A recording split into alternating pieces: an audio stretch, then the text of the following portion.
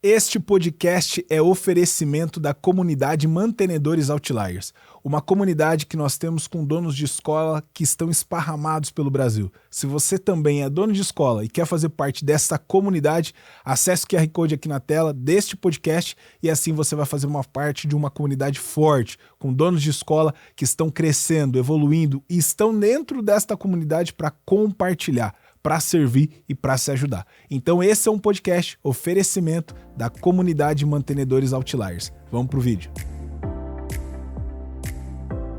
Fala pessoal, sejam bem-vindos em mais um Educatom Podcast, mais um episódio aqui trazendo para vocês, mantenedores de escola, comunidade de educação, conhecimento, conteúdo, informação, que obviamente vai impactar diretamente nas instituições de vocês. E hoje falando de um assunto muito importante, necessário, mas também com algumas novidades, que é tecnologia educacional, inovação, criatividade, design thinking e outros temas aí que envolvem, obviamente, tecnologia. Então estamos hoje com James Dias, coordenador de tecnologia educacional dentro de um colégio aqui em São Paulo e também membro da comunidade TI Partners, que é uma comunidade de pessoas de tecnologia da área de educação aqui no Brasil. É isso mesmo? É isso mesmo, cara. Seja muito bem-vindo ao nosso Educatom Podcast. Obrigado, cara. Obrigado. Valeu, agradeço que você está aqui. Cara, a gente tem muitas coisas para falar, perguntas a fazer, considerando esse universo, obviamente, de inovação dentro do ambiente educacional. A gente sabe dos desafios, inclusive mais para frente eu quero trazer para você a questão da lei, que obviamente saiu agora recentemente, né? Sobre a proibição do uso do celular nas escolas, o quanto isso tem impactado diretamente no seu trabalho, de outras pessoas que você conhece, que precisam ali do digital, da tecnologia no ambiente educacional. Mas eu quero começar inicialmente falando um pouco da sua trajetória, o James em si, a pessoa James, da onde que você vem, sua história, o que te levou aí para a área de tecnologia, o que te trouxe até aqui. Conta um pouquinho pra gente. Bom, primeiro boa tarde, né, Everton? Prazer estar aqui falando com vocês. Legal. E vamos lá, né? Falando um pouquinho da minha trajetória, quando eu escolhi uma profissão, eu queria trabalhar com TI, na verdade. E aí, durante a faculdade de TI, eu entrei meu primeiro estágio foi numa escola. Tá. E aí trabalhei no TI de uma escola. Nesse momento foi que eu comecei a flertar com a área da educação.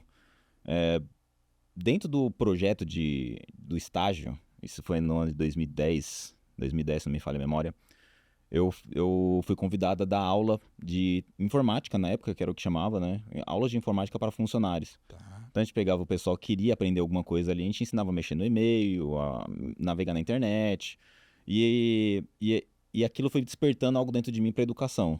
Eu pegava a minha experiência com TI, com informática, e estava aprendendo alguma coisa sobre educação.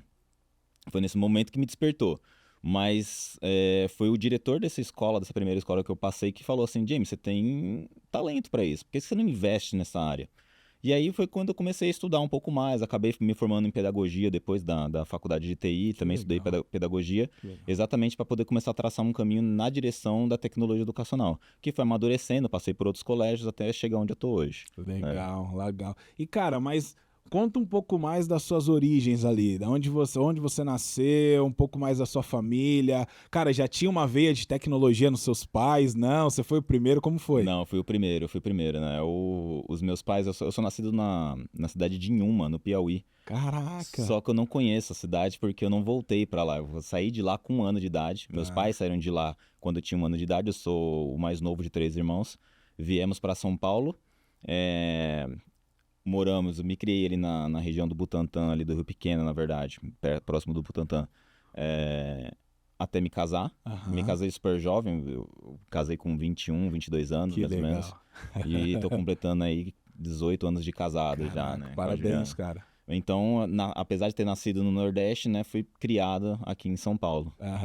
Mas seus pais não eram de tecnologia? Não era de tecnologia. Isso aí foi uma coisa que aconteceu comigo desde pequeno, na verdade, foi quando meu pai me deu um videogame e o videogame um dia eu cheguei, o controle estava quebrado. Aí eu, com a vontade de jogar, meu pai falou que não vou comprar outro controle.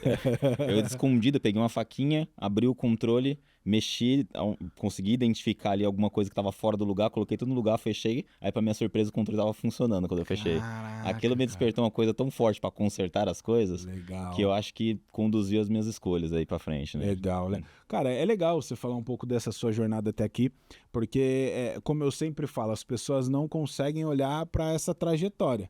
Elas olham para as redes sociais, olham para os resultados, mas elas não conseguem identificar, poxa, legal, de onde que o James saiu? Qual foi essa, quais são as origens dele? Como que tudo aconteceu? E olhando para esse cenário de educação, de tecnologia, de inovação, cara, você hoje tem desenvolvido projetos dentro da instituição que você trabalha, aplicando o digital.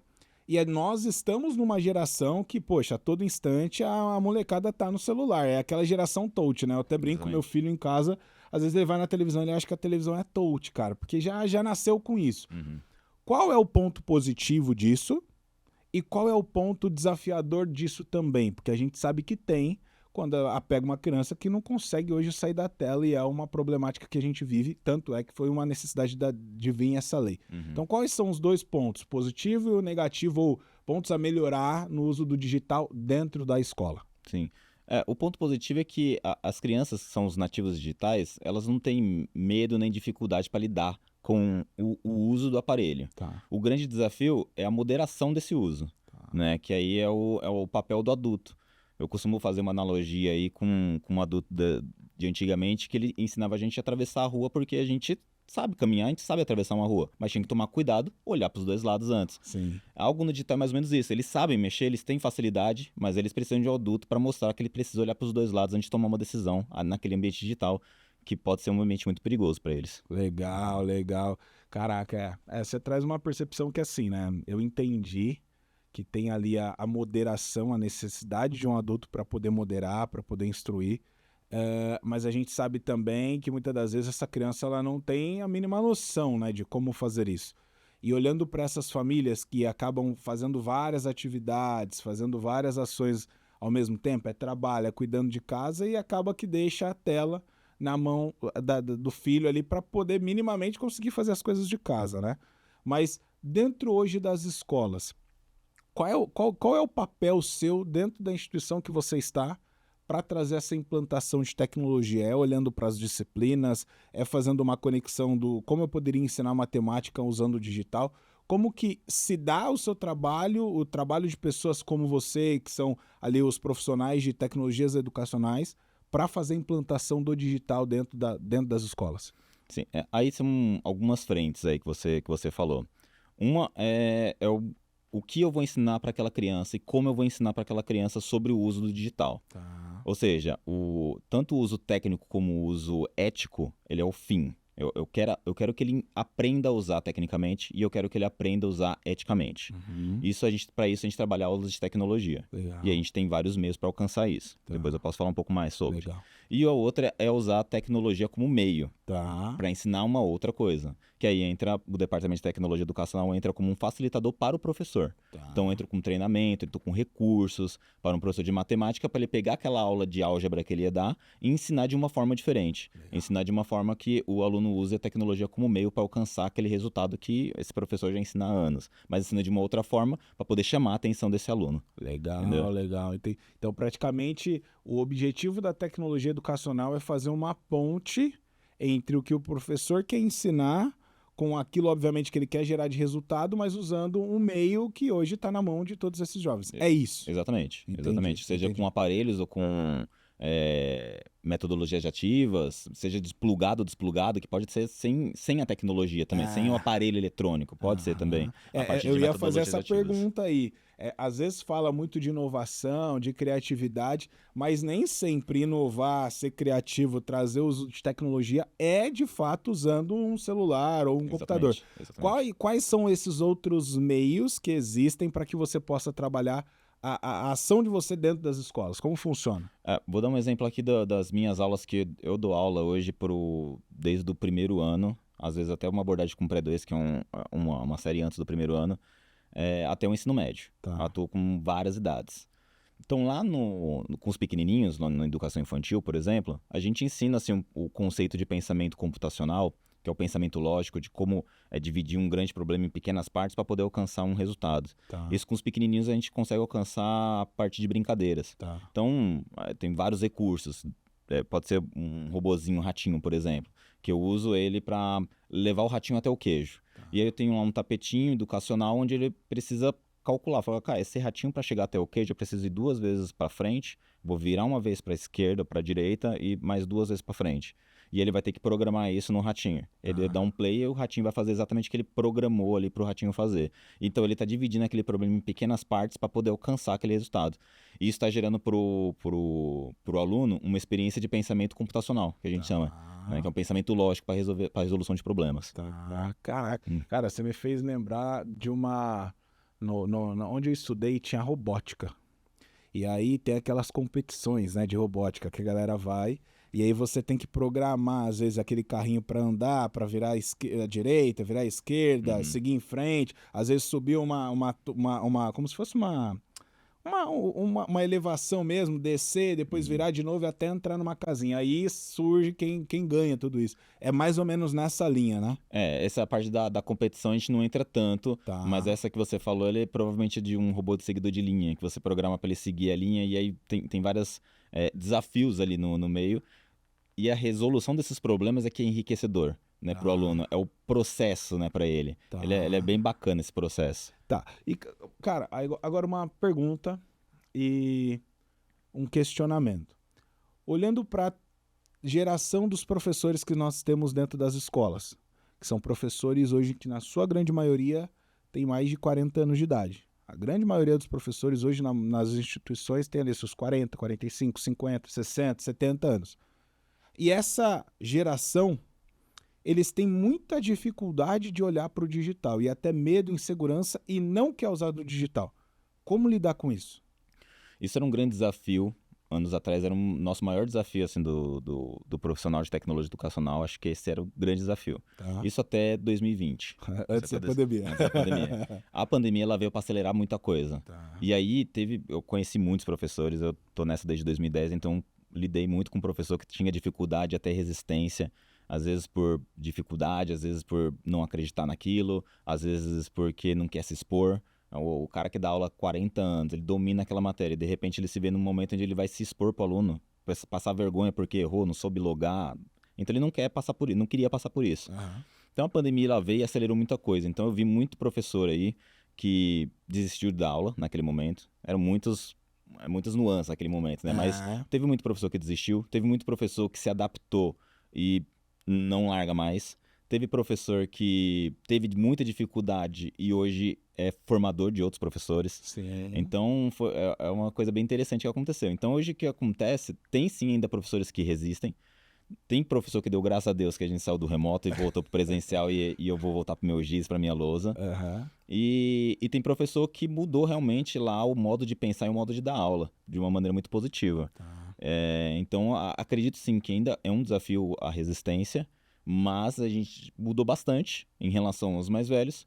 E os mais jovens, que naturalmente estão chegando agora no mercado de trabalho, eles naturalmente são nativos com mais facilidade. Uhum. Não que eles dominem ou que eles saibam, eles são especialistas, não é isso. Mas eles estão super dispostos a aprender e a melhorar as suas práticas, né? Legal. Porque você fala igual, quando você fala que eles não dominam, é porque eu entendo que saber entrar no Facebook, no YouTube, no Instagram é uma coisa. Agora, saber criar, construir uma tecnologia é completamente diferente. É bem diferente. Né? É bem diferente. Até mesmo uma trilha, construir uma trilha dentro da proposta, da sua proposta do que você vai ensinar. Uhum. Usando metodologias ativas, aparelhos, conexão. Então a construção disso ela é complicada às vezes, né? E só saber navegar e saber sobre segurança da informação não é o suficiente, né? Uhum. Legal. Cara, perfeito. Então, entendemos que hoje o professor ele tem uma visão diferente, até mesmo ele precisa ter, não tem para onde correr, porque a maioria das crianças hoje que chegam nas escolas, elas já chegam muito mais aceleradas do que era antes, né? Então, eu fico olhando pro meu filho, poxa, ele consegue entrar no celular, ir lá no YouTube, cadastrar o desenho que ele quer. Eu falo, cara... Quantos anos? Meu filho tem 3 anos. Cara, minha filha tem 4 anos, ela já consegue assistir um desenho, entrar, a gente tem lá aquela conta fechada, né, para acompanhar o que eles estão assistindo, então traz um pouco de segurança, eles não ficam muito, tem um tempo bem definido ali, que chega mais pro final da noite, um pouquinho, quando a minha esposa vai fazer alguma coisa pra gente comer e tal. Aí eles vão, assistem um pouco de desenho, porque gostam, mas a gente fica acompanhando. Mas, cara, são pequenos, você dá o celular na mão, eles já conseguem colocar senha, Exatamente. entrar. Tem facilidade. Eles não têm medo de aprender ali rapidinho, né? Nada. Exatamente isso. Então, quando a gente olha até mesmo pra essa outra geração mais antiga, pô, fica inseguro. Se eu clicar numa tela e fechar, o que eu vou fazer? Bate aquela insegurança. Mas olhando para esse caminho ainda voltado para essa formação dos professores, como que vocês têm feito esse acompanhamento para também desenvolver esse professor no digital? É até legal essa conexão nossa, porque a Educatom, há mais ou menos 6 anos atrás, ela só tinha um braço de formação de professores no digital. Uhum. Então, minha mãe, como professora, um pouco antes da pandemia, ela falou: filho, estão falando que vai fechar por conta da pandemia e vai ficar tudo online. O que você pode ajudar? E ali eu comecei a dar cursos para esses professores de tecnologia, ensinando a mexer num Canva, num Padlet, num Google, construir ali um Trello, organização do dia, agenda. E isso nos projetou para o momento que chegamos hoje, porque depois daquele momento nós participamos de um programa de televisão. Desse programa a gente voltou para a cidade e atendemos a prefeitura no que compete a uma GovTech, trazendo conteúdo de tecnologia. E qual que era o ponto? Era também de engajar todo mundo, né? Você conseguir engajar toda a comunidade dos professores dentro do uso digital era um dos desafios principais. E eu olhando hoje, acredito que seja também. Você mesmo acabou de dizer, né? O professor ainda ele é resistente, está no processo, mas ele continua resistente. Mas a maneira de quebrar essa resistência é formando, é desenvolvendo. Como que você hoje tem feito no seu colégio? Como que você tem construído isso? Na verdade, a gente vem conversando bastante. A gente deixa o professor muito à vontade para ele não ficar desconfortável. Então, o professor que levanta a mão e fala: James, eu queria aprender a fazer alguma coisa diferente, eu venho com algumas soluções. Eu ofereço treinamentos de ferramentas, tipo Canva, Google Forms, Google Workspace no geral. Ensino ferramenta e ensino um meio onde ele atinge algo. Tá. Eu queria atingir isso aqui. Então, para você atingir isso aqui, você pode vir por aqui, você vai chegar aqui. Legal. E eu vou ensinando esses passos. Mas de uma maneira muito natural, sem forçar. E aí, o que faz diferença é dar o apoio para ele executar. Tá. E isso faz muita diferença, porque ele sozinho ele vai ficar meio assim. Se tiver um auxiliar ali na hora, ele vai continuar indo. E aí, naturalmente, ele vai começar a caminhar com as próprias pernas. Sim. Porque ele já está dominando a ferramenta, já conheceu um pouco mais, já começou a linkar uma coisa com a outra. O professor tem muita sacada. Professor é um dos melhores profissionais que eu conheço, são os professores, porque na improvisação ali eles são magistrais, assim. Desenrola legal. E aí, conforme ele vai ganhando a experiência com várias ferramentas, eles vão construindo os próprios caminhos. Tá. Né? E aí entra a questão interessante em relação à formação ainda, que é a troca de experiências. Que aí é muito comum você ver em escolas, é o professor mostrar o que está fazendo e como está fazendo para poder engajar outros professores. Pô, mas, cara, pensei que era muito difícil. Na verdade, não é tão difícil. É mudar um pouquinho. E aí o professor que olhou, ele viu que teve sucesso daquele lado, um professor que está fazendo do outro, ele quer se mexer também para poder acompanhar. Então, essa troca de experiências é que faz muita diferença na hora da formação. Legal. Esse é o meu ponto de vista. Não, isso que você está falando é real, porque aí você cria um ambiente prático para ele poder entender como que ele pode levar para o dia a dia, né? Exatamente. Essa prática é necessária e é diária. E olhando para esse cenário, cara, a gente teve recentemente a lei aí de proibição dos celulares dentro das escolas. E eu queria ouvir de você qual que é a sua opinião referente a isso. Qual que é a sua visão diante disso dentro das escolas? Tá, a minha opinião é assim, eu acho positivo a ideia de proibir o uso do celular. Tá. Em relação à moderação e à quantidade de horas exposta em relação ao conteúdo que ele está vendo. Tá. Mas eu entendo que não é uma aplicação muito fácil, porque são várias realidades, né? O colégio onde eu estou hoje, ele tem recurso próprio, ele tem vários dispositivos para os alunos usarem quando precisa, para o professor usar quando precisa, então o impacto é muito pequeno em relação a tirar o celular dele. Sim. A gente só tirou a parte ruim do celular, que é ficar no recreio assim. Isso a gente aboliu, então Legal. não tem mais. A gente só pegou a coisa boa. Só que se você olhar para as outras realidades por aí, tem muito professor aí em escola pública que não tem recurso. Ele era o único recurso para ser utilizado. Aí quando você proíbe, você meio que ceifa ali uma ideia do professor. Ele não tem mais aquele recurso que ele usava de forma ali muito ética, de forma produtiva. E aí você acabou com isso. Então tem sim o ponto positivo, o ponto negativo para várias realidades. Sim. Né? Isso se resolve também fomentando e dando mais equipamentos para esse professor. Legal. Mas eu acho que a parte onde você tira o celular do aluno no momento que ele deve socializar, isso é muito positivo. Eu concordo com você, porque aí, obviamente, você favorece as relações, as pessoas, elas poderem se conectar. Foi isso que a gente ouviu hoje, né? Do Fábio, que esteve conosco também, onde ele pôde falar um pouco dessa visão. Poxa, você tem os jogos de tabuleiro de volta, a socialização, as quadras sendo utilizadas, mas aí a gente sabe que a rede privada é uma pequena parte perto da massa de educação que está na rede pública. Exatamente. E aí a rede pública hoje, eu vejo que, poxa, você impede de ter o desenvolvimento do senso crítico. Essa é a minha opinião. O senso crítico se perde quando eu não permito mais o meu professor, que não tem recurso algum, de ele poder fazer uma pesquisa, e aí o aluno, que muitas das vezes, eu sei que ele estava fazendo algo que não tem nada a ver, mas aquele aluno que pesquisava para entender se o que o professor estava falando era real, ele não vai ter isso, ele vai acreditar numa única verdade que vem do professor, que nem sempre é a real. Uhum. Então, cara, é um desafio também, se a gente for olhar por esse cenário. É um desafio. Então, assim, se você for falar, poxa, esse jovem que poderia desenvolver ali um debate, professor, eu acho que não é isso não. Olha, eu vi aqui numa pesquisa que eu olhei que, cara, como que você acha que como que você construiria esse caminho, obviamente sabendo que tem a necessidade de políticas públicas, mas olhando no âmbito da tecnologia, como diminuir um pouco dessa dificuldade agora dentro das escolas estaduais, como que funcionaria na sua visão? Na verdade, eu acho que o principal ponto aí seria políticas públicas mesmo, né, de distribuição de equipamento. E aí é sempre muito delicado falar sobre isso.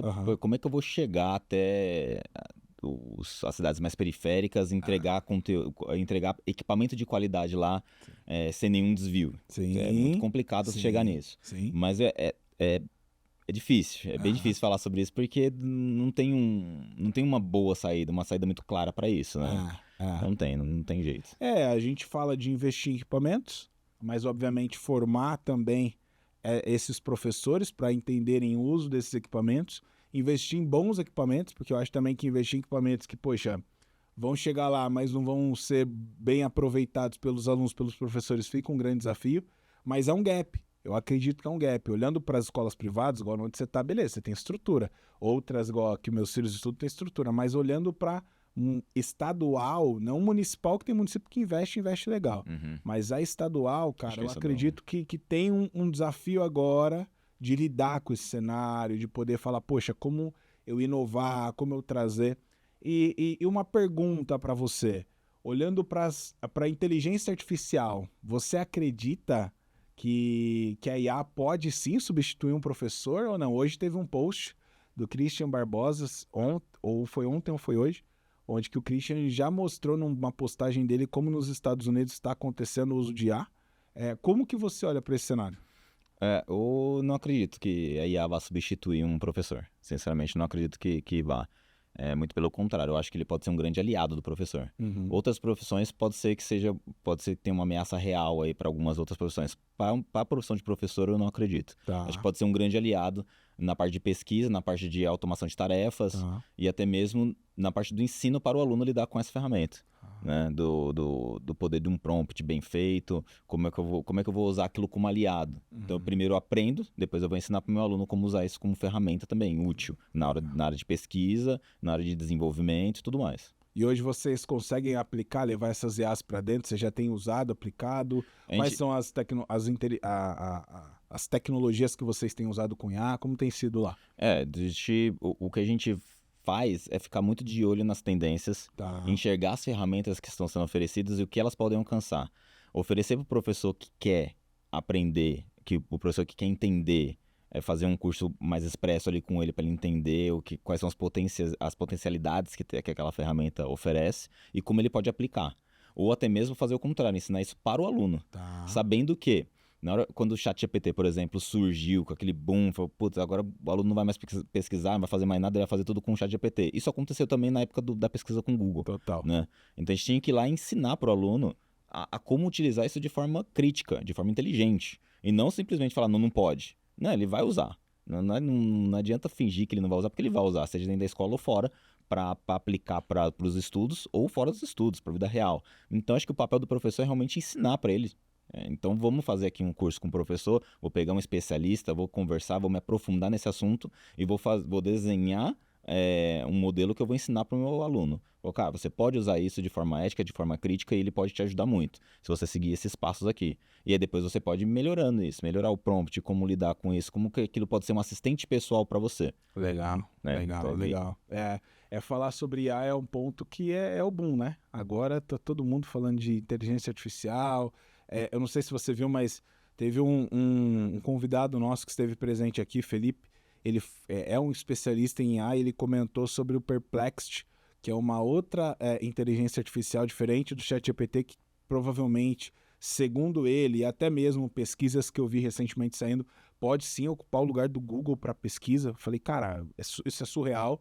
O Google está tentando correr atrás desse avanço, mas não sei o quanto que vão conseguir. É claro, o Google tem o seu tamanho todo, mas, cara, a inteligência artificial, eu olhando para o Perplexity, eu já usei, já vi que a velocidade de informação ela traz sim de um modo diferente, mas até entendendo esse cenário de inovação, de tecnologia, como hoje, olhando para esse novo momento dos alunos que estão chegando nas escolas, as famílias com novos comportamentos, como que vocês têm olhado para essa questão de desenvolver a inovação?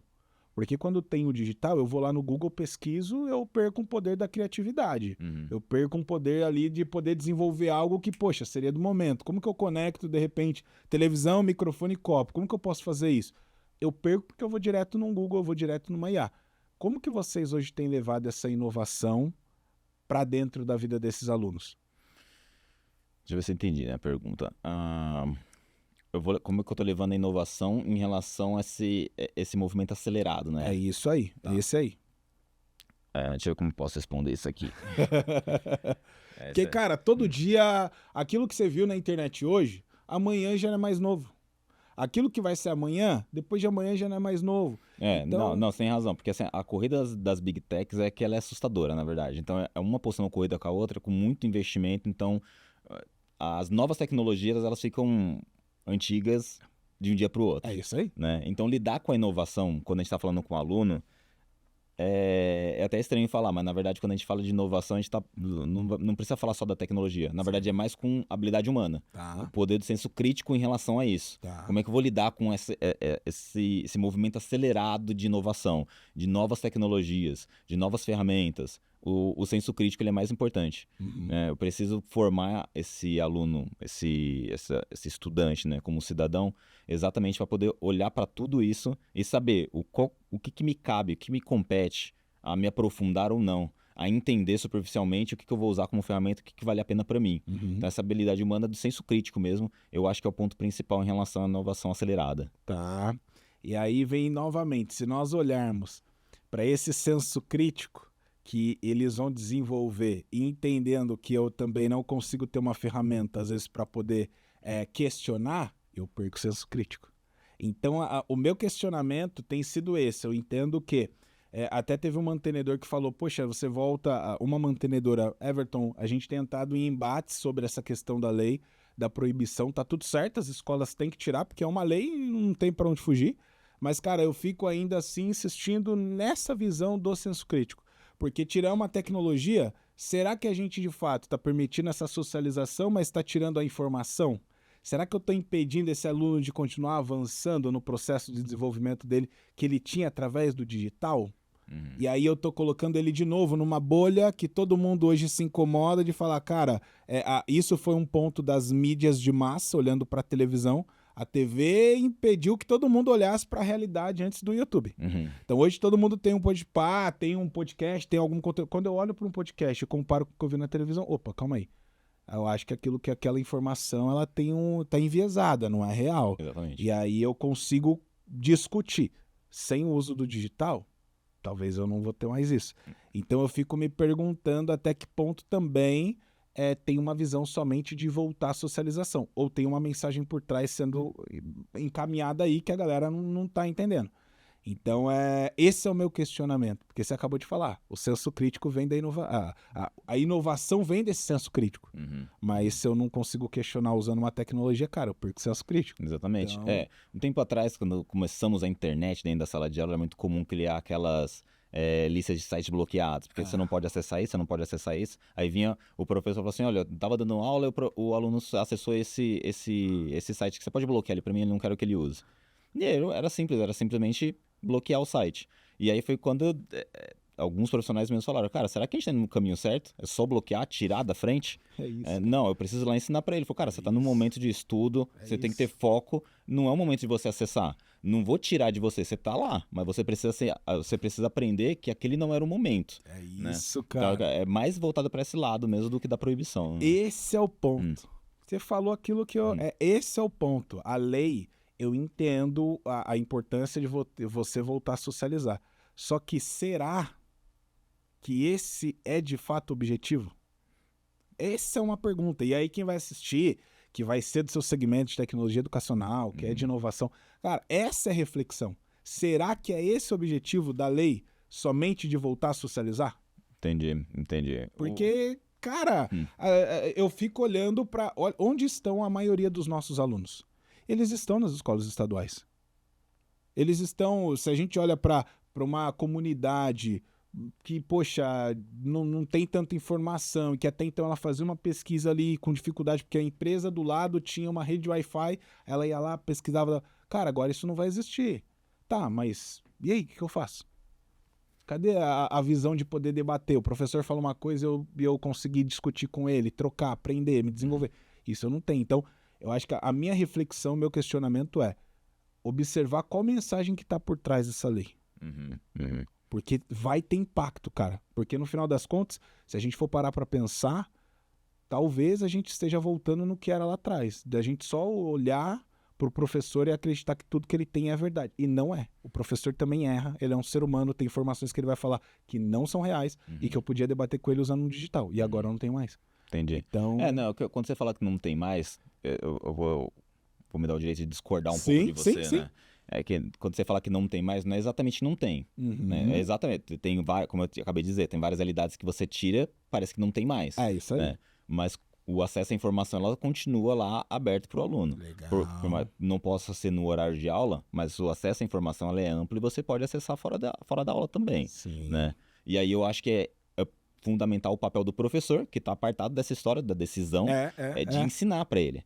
Aqui no momento, não. Aqui você não tem esse direito de usar o celular para pesquisar aqui no meio da aula. Mas você tem direito sim, você tem a obrigação de fazer uma pesquisa sobre o que eu acabei de falar. Então, é fundamental. O papel do professor é fundamental nessa parte, também de conduzir o estudante nessa busca pelo conhecimento. O acesso à informação ele é amplo. Sim. Só naquele momento que você não pode. Você presta atenção na aula agora, e você tem aqui um momento de pesquisa que você vai fazer pós-aula. Então, o papel do professor continua sendo muito importante nessa parte também de não deixar o aluno alienado. Né? É isso aí, cara. Esse é o grande ponto. A alienação. Eu fico pensando e discordo, concordo, gosto de trazer uma construção e que a troca é isso. Eu acho que é muito importante porque faz a gente acelerar. Poxa, eu entender o seu campo de visão, eu colocar o meu, a gente construir algo, porque assim, no final... a gente precisa ouvir também esses alunos. A gente precisa também entender deles como está sendo esse impacto. Olhando para o professor, o que ele tem visto. Porque eu já escutei professor que falou, cara, não foi bom. Não foi bom a proibição. Na minha visão, não foi bom. Assim como outros, não, para mim é melhor, porque agora eu tenho mais atenção. Só que, cara, será? Será que a atenção vem simplesmente porque eu não estou mais no celular? Eu queria ter um cálculo e que pudesse me apresentar uma medição que se o engajamento aumentou ou não o seu número de celular. O engajamento na aula aumentou, a melhoria nas notas melhorou, o comportamento social indiscutível avançou, ok. Só que eu quero entender os outros pontos, o quanto que a gente consegue, cara, desenvolver essa turma, entendeu? Entendi. Eu vou dar o meu ponto de vista sobre a minha experiência. Assim, a interação, a convivência humana, ela melhorou drasticamente. Legal. Fato. No recreio você vê a molecada voltando a correr, voltando a jogar um xadrez com um amigo. Um futebol, um vôlei. E ninguém lá na tela ali no jogo. Né? Legal. Porque tem o seu momento também que é positivo, né? Tem o seu momento que é positivo, mas voltou essa interação. Se um professor virar para mim e falar assim, nossa, a atenção dentro da sala de aula melhorou drasticamente por causa do uso do celular, eu vou falar que ele deve estar enganado. É isso. Deve estar enganado, porque assim, o adolescente, ele continua se distraindo com outras coisas. Ele continua conversando com o amiguinho do lado, continua fazendo a gracinha de jogar uma bolinha de papel. Então, continua. Essa bagunça da sala de aula continua. Se você não vê mais um aluno mexendo no celular na sala de aula, que é positivo também. Sim, Mas falar que aumentou super a concentração deles, eu vou ficar um pouco na dúvida se isso realmente aconteceu. Eu dou aula para adolescente, eu sei. Cara, eles são difíceis. Eles não... Se deixar, eles dispersam muito facilmente. O professor que tem o papel de trazer eles com uma proposta inovadora, uma proposta legal, para poder prender a atenção deles. Né? Se você não trouxer, ele facilmente vai começar aqui a desenhar no caderno aqui com o grafite dele e vai pra longe no pensamento, né? Porque, por exemplo, naquela época do Pokémon GO, cara, tinha professor ensinando o Bhaskara através do Pokémon GO. Como assim? Pô, o Pokémon tá ali, eu vou até ali, eu faço um cálculo daqui, ele vai pra cá, eu faço um cálculo, daqui a pouco você tá calculando Bhaskara. Cara, olha que legal, eu tô introduzindo a realidade do meu aluno. Exatamente, usando aquela realidade como meio para atingir o conhecimento de Bhaskara. Esse é só um exemplo, né? Só um exemplo. Isso eu acho que faz sentido. Sim, porque quando você proíbe, cara, às vezes a inovação até mesmo do professor, ela se perde. Porque, pô, por que eu não uso o celular de uma maneira diferente? Então, pô, legal, quero calcular, por exemplo, largura e comprimento. Eu posso usar a dimensão de um celular? Eu quero entender um pouco mais de geografia. Ou o aluno, a realidade dos alunos hoje nossos do Brasil, eles não conseguem vivenciar uma experiência fora do Brasil, de fazer uma viagem internacional. Cara, se você vai lá no Google e usa aquelas visões 3D, pô, você vai até a Itália. Você faz uma visão 3D, você usa aqueles... Eu lembro que a gente tinha feito um óculos com celular que usava ali você encaixava num papel, num papelão. E fazia uma imersão, né? Eu fiz isso muito ali nos anos de 2018, 2019, tava muito no alto nisso aí. E até hoje tem algumas propostas bem valiosas ali de levar o aluno para uma imersão em outro lugar. Para conhecer Cavernas do Petar, para conhecer o Museu de Louvre, para levar onde ele não é capaz de ir fisicamente. Que tem lá é positivo também. Cara, né? porque você vai trazer, por exemplo, uma visão de história. Cara, como que eu vou entender a história da Roma antiga, sendo que eu nunca pisei na Roma, sendo que eu não consegui nem sequer fazer uma viagem de avião no meu país, que é a realidade do brasileiro. Então, pô, se você tem o celular, você consegue ir lá na Roma, você pega ali as pessoas explicando. Cara, isso é fantástico. Isso é legal. Então eu fico pensando... A proposta tem que ter sentido, é óbvio, não é só a ferramenta. Aí entra de novo o papel do professor bem formado para poder... Aquilo é uma ferramenta para poder alcançar isso aqui. Você falou da Roma Antiga, por exemplo. Vou levar lá e o que eu tô ensinando sobre Roma Antiga? Aí fica só uma cereja do bolo da aula do professor, aquela imersão. Sim. Né? Por isso que eu fico pensando, é nesses momentos que a minha cabeça chega. De olhar e falar, caraca, o quanto que a lei implica nisso? O quanto que a lei pode implicar nisso? Aí entra no que a gente acabou de falar, se a escola tem recurso, não vai impactar em nada. Você tá entendendo? Se a escola não tem recurso, pode impactar sim. Esse é o ponto, porque hoje as escolas que têm recurso, pô, beleza, elas têm estrutura, mas a grande maioria não tem. A grande maioria não consegue, cara, se quer ter, às vezes até mesmo ter uma boa internet, né? Um bom Wi-Fi ali. Então, se você permite, eu acho que é só essa minha reflexão. Não é se a lei tá certa ou tá errada, mas refletir o quanto é o impacto, porque no final das contas é o conhecimento do aluno, é a aprendizagem do aluno, né? Que isso pode... Eu fico olhando na época como eles faziam essa imersão.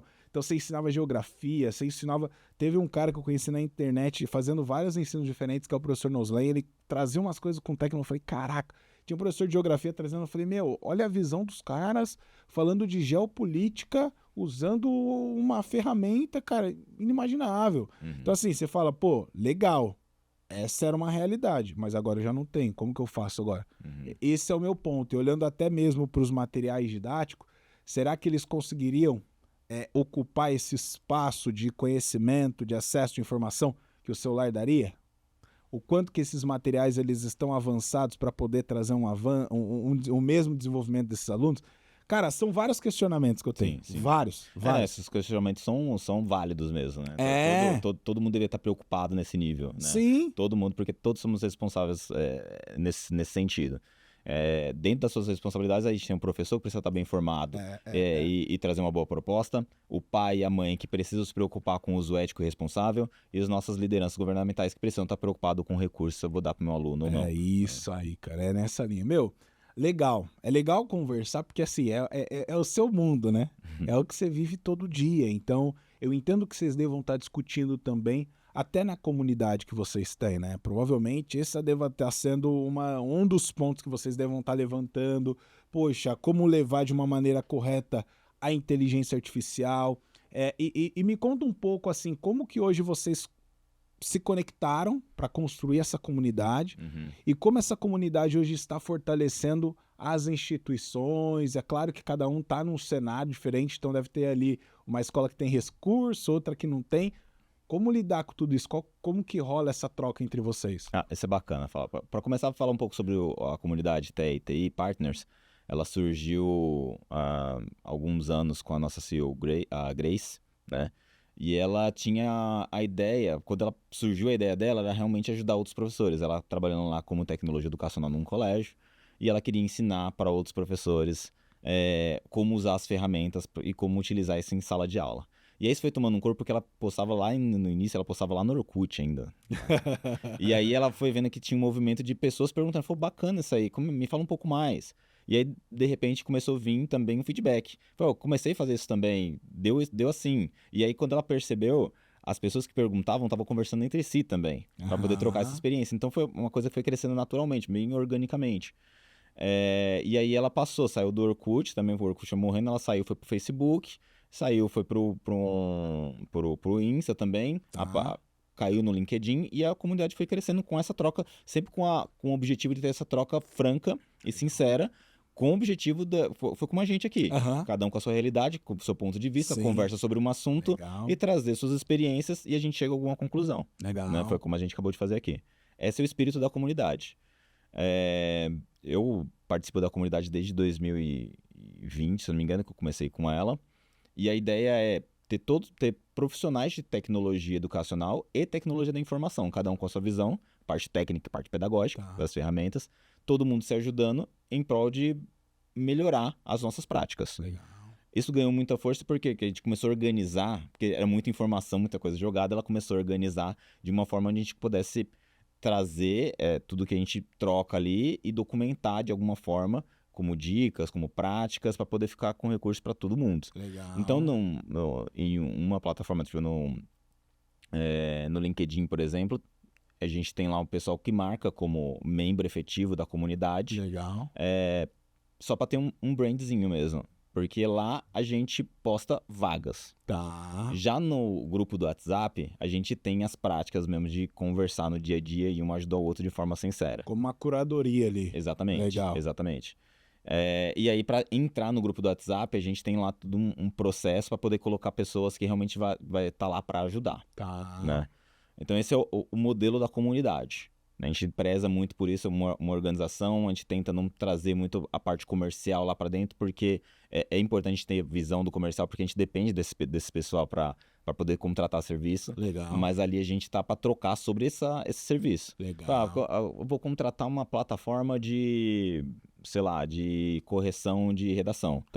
Aqui no meu colégio, a gente está usando tal ferramenta e assim assado, de forma bem sincera. Legal. No meu colégio a gente não tem, a gente está usando sem ferramenta. Aqui no meu colégio eu estou usando outra ferramenta que é assim assado. E a outra que é assim assado. E a gente vai trocando e isso pode vir uma documentação. Sim. Vira um portfólio de pesquisa, até de homologação, talvez. Total. Né? E aí, a grande vantagem dessa troca é o ganho de tempo que você tem. Quando eu, por exemplo, preciso homologar uma ferramenta, eu precisava testar 4, 5 ferramentas para poder chegar à conclusão de que é por aqui que eu vou seguir e depois homologar.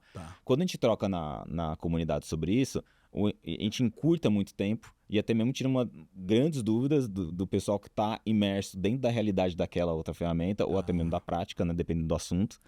E todo mundo sai ganhando dessa forma. Todo mundo amadurece de forma muito sincera. Legal. Então, por isso a força dessa comunidade. Legal. Né? E quando eu digo comunidade, é bem isso mesmo. Porque a gente tá lá de forma bem sincera, a gente tá lá porque quer e a gente tá lá para ajudar e para ser ajudado quando for preciso. Que legal. Cara, é muito legal porque vocês criaram um movimento também, né? Um movimento de vocês dentro da área de tecnologia. Vocês têm uma comunidade para se ajudar, mas cria um movimento também de definir, poxa, para qual caminho ir diante de alguma necessidade onde vocês apresentar. Então, ó, tô usando um aplicativo aqui na cantina para fazer o controle disso, de pagamento. Quem pode me orientar? Vai nessa linha, Exatamente né? isso. Vai nessa Exatamente linha. isso. Ó, vou até trazer o exemplo que a gente falou aqui. A gente falou da proibição dos celulares. Quando a gente pulsa esse assunto lá, aí sai muita coisa rica. Legal. Porque a gente está trazendo a realidade mesmo. A gente tem um profissional que está dentro da escola com recurso e também tem um profissional que está na escola sem recurso, dentro do que ele está vivendo mesmo. Aqui eu não trabalhei em escola pública, eu não sei exatamente como que aconteceu. Então é um ponto de vista de alguém que está vendo distante. Tá. E lá a gente tem o ponto de vista de quem está dentro, de quem está vivendo. Tá. E aí sim a troca fica mais rica. Legal. Aqui a gente fica no campo do que a gente está achando. Lá a gente está no campo de quem está vivenciando. E o que eles estão vivenciando, cara? O que eles estão sentindo nisso na escola que não tem recurso? Mas aí, na verdade, esse assunto ele é muito amplo. Então, o pessoal que está lá dentro, eles colocam a opinião deles com muita sinceridade. Falam assim, aqui está muito difícil, aqui não teve muito impacto. Tá. Aqui a gente, apesar da lei, a gente continua utilizando de forma declarada entre a comunidade. Tá. Então tem várias realidades. Né? Legal. É bom perceber porque assim, quando você fala de comunidade, é realmente uma comunidade que você pega totalmente realidades assim distintas de um lugar que está lá no sul, que ela tem estrutura, de um lugar que está aqui em São Paulo que não tem estrutura nenhuma. Essa comunidade pega a nível Brasil todo ou não? Pega a nível Brasil sim. Todo. Só que a gente tem um encontro mensal nas escolas aqui da região de São Paulo. Tá. Então, os encontros mensais, a gente está muito encapsulado aqui em São Paulo ainda. Bom. Presencial. Tá. Uma vez por mês a gente se encontra, e aí também não é obrigatório esse encontro, mas a gente tem uma adesão bacana. A gente geralmente se encontra aí de 30, 40 pessoas. Legal, tem outros que um pouco menos de adesão, dependendo da onde a escola, o horário também. Tá. Então, depende muito. Mas, assim, o encontro presencial fortalece bastante. Até os vínculos, o network e tudo mais. E aí, as outras escolas participam mais no digital. A gente até começou a transmitir algumas reuniões, a gente acabou não tendo muita estrutura para isso. Às vezes a gente faz uma livezinha mesmo para o pessoal que está de fora acompanhar. Tá. Mas sempre tem alguém pedindo de fora, né? Legal. Do Nordeste. Falei, cara, não tem como filmar para poder a gente acompanhar o debate, se a gente puder até sugerir alguma coisa ou até interagir durante a conversa, seria bacana. Legal. Então a gente está tentando melhorar e amadurecer mais esses encontros, mas sim, a gente é nível Brasil. Legal. É bom saber, porque uma comunidade dessa, com certeza se vocês estão, entre quantos estão ali no grupo? Na verdade, em membros, a gente tem mais de 5 mil membros. 5 mil membros. No grupo do WhatsApp ali ativos, a gente deve estar na faixa de uns 500 agora, dentro do WhatsApp. E deve ter ainda, com certeza deve ter coordenador de tecnologia educacional, da informação, que não está no grupo ainda, né? Sim. A gente publica muito no LinkedIn, deixa aberto para o pessoal ir aderindo. A gente deixa um formulário de inscrição, a gente faz uma triagem, a gente entra em contato com a pessoa antes, para convidar ele, entender qual que é o momento. Até para a gente fazer um filtro para não entrar muito comercial dentro, né? Sim. Para não entrar o comercial. Que é bem-vindo nos encontros, são parceiros nossos, a gente gosta de estar próximo, né? Mas ali na hora da troca a gente tenta fazer esse filtro. Vocês estão voltados mais para a questão técnica, né? Então vocês não estão olhando ali para trocar serviço, vender serviço, mas olhar para a questão técnica. Exatamente. Isso é legal, isso é legal. Técnica e pedagógica. Né? Isso é bom. Então, assim, entendendo esse cenário hoje, eu acredito que o ponto para vocês é discutir até antes da lei falar sobre IA. Vocês vêm, deve estar falando sobre IA, agora também tem essa questão da lei, como lidar com tudo isso. E aí tem uma questão do comportamento humano, né? Esses pais. Cara, vamos lá. A escola proíbe e o pai dá. Como lidar com isso? Esse também, no começo do ano, era um assunto que estava pegando bastante. O que a gente vai fazer com os pais, então? Que não é muito difícil você ver o pai terceirizando mesmo essa responsabilidade. Infelizmente, é uma realidade isso, né? E quando a gente fala dessa comunidade que é muito rica, quando pulsa um assunto, geralmente tem uma escola, alguma experiência que já era prévia. Olha, aqui teve alguns colégios que se manifestaram, falaram que a gente já proíbe o uso do celular há alguns anos. Né? Então, eu vou falar um pouco da nossa experiência, como a gente já está um pouco à frente, em entender. Esse negócio dos pais foi um assunto que pegou bastante, como vamos lidar com os pais. Então a saída é realmente trazer a comunidade para perto e mostrar que a responsabilidade é compartilhada. Então a gente faz através de palestras, através de reuniões pedagógicas, trazer o pai e a mãe para perto e falar, aqui no colégio você não usa.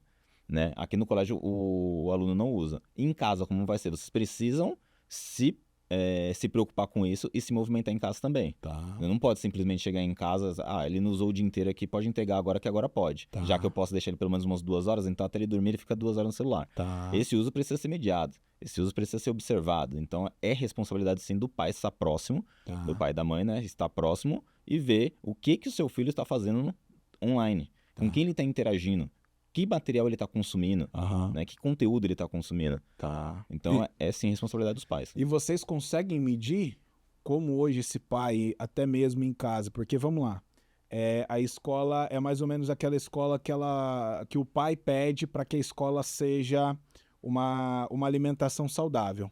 Aí chega na Páscoa, o pai presenteia os professores com aquele baita ovo de Páscoa. Cara, totalmente descongruente. Eu obrigo que a escola faça com que meu filho coma bem. Aí na Páscoa eu chego lá com um ovo gigante e eu mostro pro meu filho Cara, o exemplo nenhum. Uhum. Aí eu pego a escola que ela vem aderindo, pô, legal, vamos proibir. E o pai em casa que começa, libera porque ele sempre fez isso.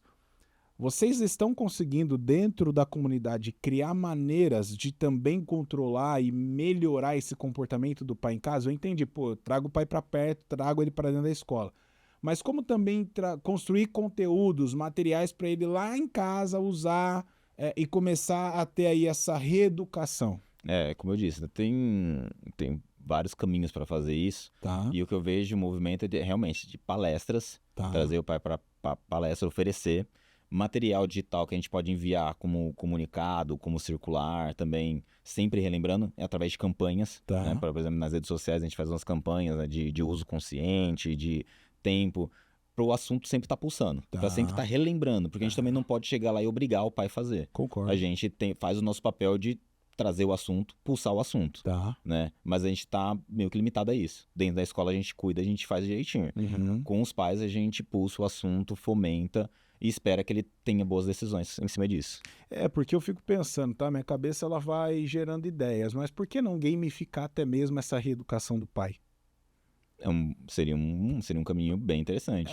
Até pensando porque, poxa, eu poderia premiar esse pai, que ele entrar numa linha de fazer uma trilha, de assistir algumas aulas ali para entender, fazer uma atividade em casa com o filho, com a esposa, e vou envolvendo eles em casa. Daqui a pouco, cara, vira algo natural. Algo natural. Mas exatamente. se eu gamifico, vou premiando ele...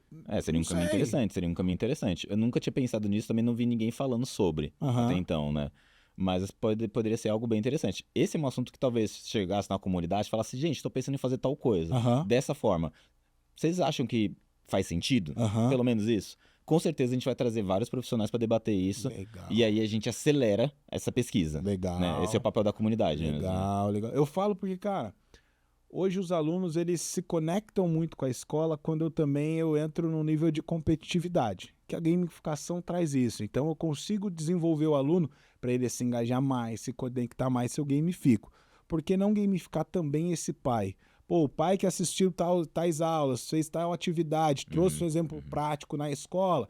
Cara, que envolva até o bolso. Já que o pai, pô, às vezes ele 10% ali, 5% ali vai me ajudar, pô, envolve o bolso dele nisso, cara. Se é um ponto que a escola quer acelerar, quando eu falo envolver o bolso, eu gamifico, o pai que fez, que entregou, veio, apresentou, movimentou, mobilizou a sala do filho, pô, esse pai ele vai ter esse mês, cara, 15% de desconto na mensalidade, na parcela do mês. Entendi. Aí esse pai hoje ele vai poder receber shorts e a camiseta do colégio, porque ele entregou. Cara, eu vou movimentando. Eu acho que é nisso que eu fico olhando, porque, pô, se eu penso que o meu aluno, a maior parte do tempo da criança é na escola. Se ela passa a maior parte do tempo na escola e não tem acesso, mas chega em casa, cara, fica 4 horas. Aquilo que eu fiz em 8, em 6, e que você quer em 5, pô... Caiu por terra, né? Você tá entendendo? Entendo. Então, assim, minha cabeça eu falo, pô, legal, como eu envolvo esse meu pai, essa mãe, pra eles poderem se engajar, porque aí o filho vai participar também, o que não tá na escola vai participar também. Cara, aí você começa a trazer todo mundo, né? Exatamente. Isso é uma ideia bem legal. Eu acho que atingiria bastante os pais a questão da gamificação com premiação. Aham. E aí, voltando naquela questão das realidades, né? São de realidades distintas. Uns não vão alcançar, outros vão alcançar, vai funcionar muito bem. Sim. Mas acho que a partir desse resultado, a partir desse primeiro momento, Sim. é onde a gente vai redesenhando e tentar, cara, esse público é o que eu não atingi. Como é que eu vou fazer pra atingir? Aqui tá dando certo, eu posso continuar. Legal. E pra esse lado, como é que eu vou? Aí muda um pouquinho, a premiação não funcionou, o que eu posso fazer de diferente que vá atingir? Até a gente conseguir Isso. alcançar. E aí o Isso. movimento vai se criando em todas as esferas, né? Cara, eu fico pensando assim, a cabeça vai e volta, né? A gente vai borbulhando ideias, possibilidades, porque olhando para as escolas, acaba que o pai também ele tem transferido um pouco da responsabilidade dele para a instituição, né? Isso Eu diria dá que para, não só um pouco, né? Alguns até demais. cara, até demais de você, poxa, jogar uma baita responsabilidade na mão do dono da escola, dos professores, e aí você acaba se perdendo no caminho. Mas se eu crio maneiras também de começar a engajar ele nessa realidade, poxa, eu já começo a mudar um comportamento. É um desafio? Baita desafio. Porque eu acho que o principal desafio é a mudança de comportamento. Sim. Mudar um comportamento é mais ou menos, ó, eu pego o garfo todo dia com a mão direita. Agora não, agora você vai pegar com a mão esquerda. Cara, até entrar, eu vou tomar... Não, agora é com a esquerda. Até automaticamente só ser com a mão esquerda, vai esse tempo. Mas se eu continuo trabalhando e desenvolvendo, eu consigo chegar numa hora num resultado que eu desejo. Né? Sim. Então sei lá, uma possibilidade para vocês poderem construir essa conexão com a comunidade. Ah, sim. Da mesma maneira que a gente falou que os pais terceirizam, jogam a responsabilidade da escola, também tem os pais que são super engajados. Tem os pais que estão super ativos, que são preocupados. Que talvez seja o caminho para atingir os outros. Total. Né? Chegar esse pai engajado e falar, cara, vamos criar um comitê de pais. Sim. E a gente vai atingir os pais de maneira positiva. Me fala um pouco da sua experiência, das suas práticas que você está utilizando para poder falar para os outros pais, né? E gerar todo esse movimento. Porque você pega os pais, pô, beleza, eles criam um grupo de WhatsApp. Aí, ó, vamos se encontrar amanhã para comer um lanche tal. Vamos fazer, as mulheres vamos fazer maquiagem no lugar tal. Legal, muito bom, network e relacionamento. Mas também, pô, como que eu consigo seguir uma metodologia que a escola está me entregando dentro desse grupo também? Será que seria possível? Eu acredito que sim. A minha visão seria até mesmo ver qual que é a liderança desse grupo. A liderança, qual que é o pai? Porque toda sala tem um pai líder, né? Tem. E a mãe líder, que é aquela que movimenta a sala ali. Então tá tendo uma discussão, ela levanta a mão. Cara, você vai esperar que vai vir 10 depois dela, porque só ela levantou primeiro já. Se eu consigo pegar essa liderança e desenvolver ela mostrando um ponto positivo, pô, com certeza ela vai conseguir mobilizar a outra galera, né? Então eu fico pensando muito nisso, da maneira que a gente possa alcançar esse pai também, né, meu? É uma visão. Legal. Bom, olhando para esse caminho aí de tecnologia, de inovação, criatividade, como hoje você tem olhado para futuro, para frente? A gente comentou que as tecnologias cada vez mais, né, são aceleradas, mas como que você olha para o futuro da educação baseado no digital? Quais são as possibilidades que a gente possa vir viver daqui a alguns anos? Viver nessa inovação acelerada, essas novas práticas, novas ferramentas, quase que diariamente isso é uma coisa nova, foi como eu disse anteriormente, né? A gente tem que olhar para a habilidade humana, aquela que não vai ser substituída. Práticas manuais, senso crítico, é isso que vai tornar um cidadão resiliente para lidar com toda essa inovação. Né? E ele precisa sim ser treinado para lidar com essas ferramentas. Legal. Precisa aprender a trabalhar com inteligência artificial, aprender a talvez até mesmo programar, né? Entender o funcionamento de um computador, entender o funcionamento de uma máquina, de um programa, através da robótica, através do coding, através de brincadeiras. Eu vou aprender ali uma lógica de programação para entender como é que isso funciona por dentro. Né? E eu, com o meu senso crítico, com as minhas habilidades humanas, entender todo esse movimento para poder ter uma educação completa, uma formação completa, melhor dizendo, né? Eu acho que é nesse sentido. Legal. Esse é o ponto. Olhando para frente, né, cara, para onde as coisas estão indo, eu acredito que esse senso crítico que você falou nunca vai se perder, o valor humano nunca vai se perder também. Não tem uma frase, eu não lembro só o nome do autor, que uma máquina sozinha, ela não vai conseguir, mas agora quando eu tenho uma máquina e um ser humano, cara, eu gero uma potência absurda, né? E até olhando para a própria IA, a IA ela não foi construída pela própria IA, não. Ou existiram seres humanos que pensaram para construir essa tecnologia, né? Olhando para esse seu cenário também de formação, cara, eu não sei, mas percebe eu não sei se você vai concordar com isso, mas eu vejo uma galera não se formando em tecnologia educacional, em tecnologia da inovação para a escola, mas elas vão indo para as empresas. Esse número de profissionais de fato diminuiu mesmo na educação ou não? Eu não tenho um dado estruturado para te falar sobre isso, mas o que eu Aham. sinto é que a área educacional ela não é muito atrativa para os jovens, né? Mas isso é só uma sensação, não tenho Tá. números para te falar. Aham. Mas eu acho que a profissão de educador, do professor mesmo, né? Eu acho que ela já não está mais tão atrativa Uhum. para os jovens. Eles estão sim olhando para o mercado financeiro, olhando para umas coisas que parecem ser mais interessantes para essa geração. Tá. Então eu sinto que não que a profissão esteja ameaçada, Tá. Não, longe disso, também. Aham. mas eu acho assim que não é a primeira opção, assim, de muitos. Ah, Talvez eu vá. E aí, como eu mesmo, por exemplo, eu não comecei minha carreira falando assim, quero ser professor. Eu me reconheci como professor no meio do trajeto, aham. né? E acontece muito isso do cara que tem uma graduação, mas não tem licenciatura, e começar a dar aula. E ele se encontrar como professor. E depois ele se especializa, né? Aham.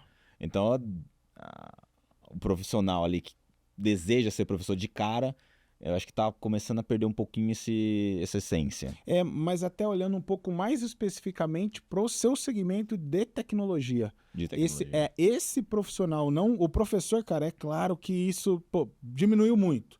Isso a gente escuta de todo mundo que estamos numa última geração de Uhum, professores, uhum, diminuiu, mas olhando para o cara de TI, de TE, eu via que há alguns anos atrás, vou pegar aí 10 anos, 15 anos, era algo que, meu, quando se tinha ali a possibilidade de ter dentro da escola, vários surgiram, vários.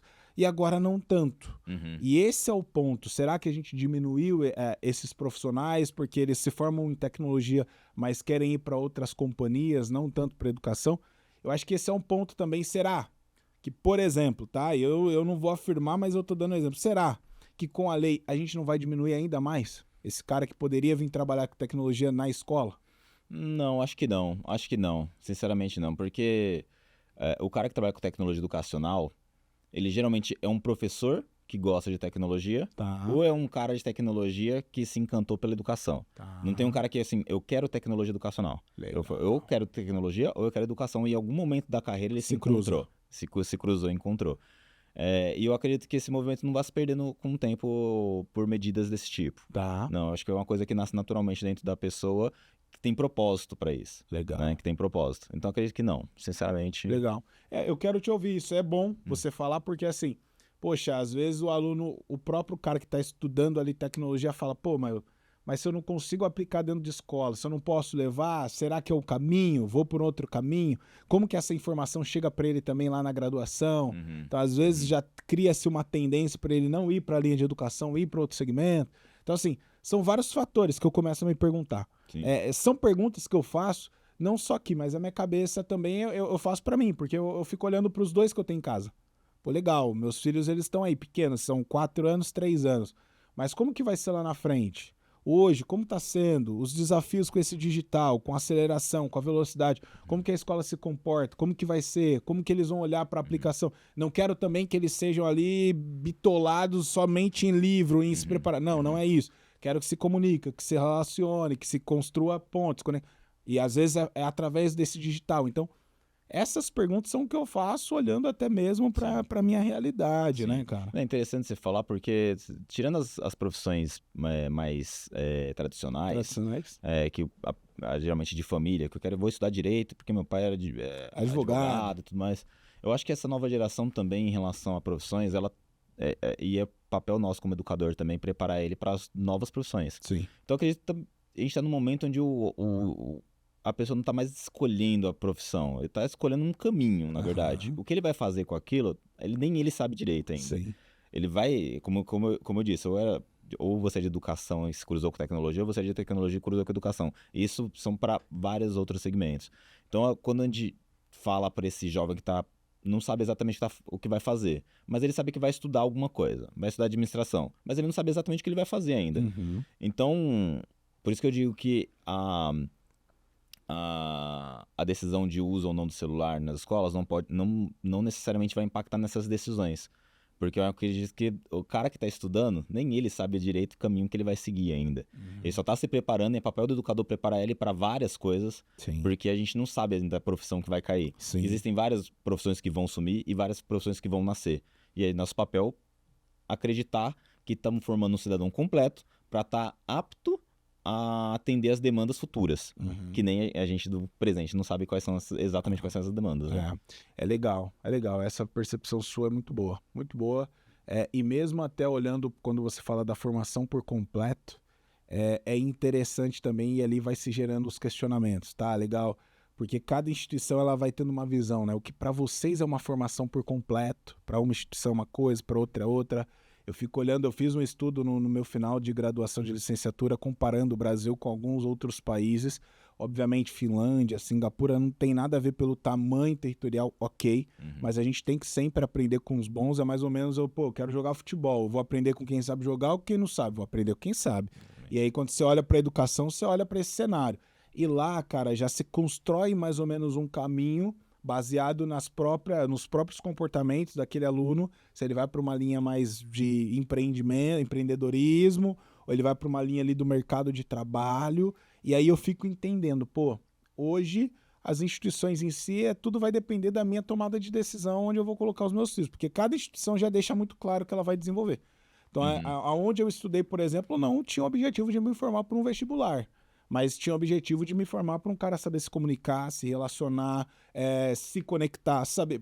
Isso, como assim? Através de seminários, apresentações que tinham várias vezes, ali ações literárias, então você já tinha essa percepção. Diferente de outras instituições que tinham objetivo, cara, aqui é pedagógico. Aqui a visão, pedagógico não, aqui a visão é vestibular, é aprovação. Isso mesmo. Então eu fico entendendo que, legal.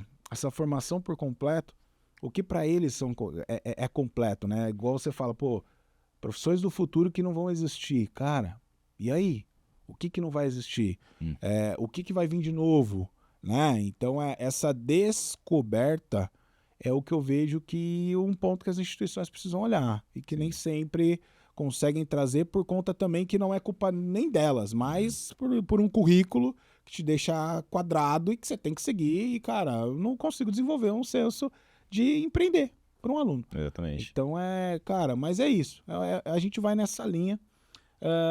Dentro do que você falou, acho que também é papel do pai fazer essa pesquisa quando você está procurando um colégio privado para o seu filho. Também. Papel do pai entender qual que é o projeto do colégio para saber se encaixa no seu projeto de vida. É isso. No projeto de vida que você quer para o seu filho. Se é mais conteudista, se é focado no vestibular, voltado mais para a área humana.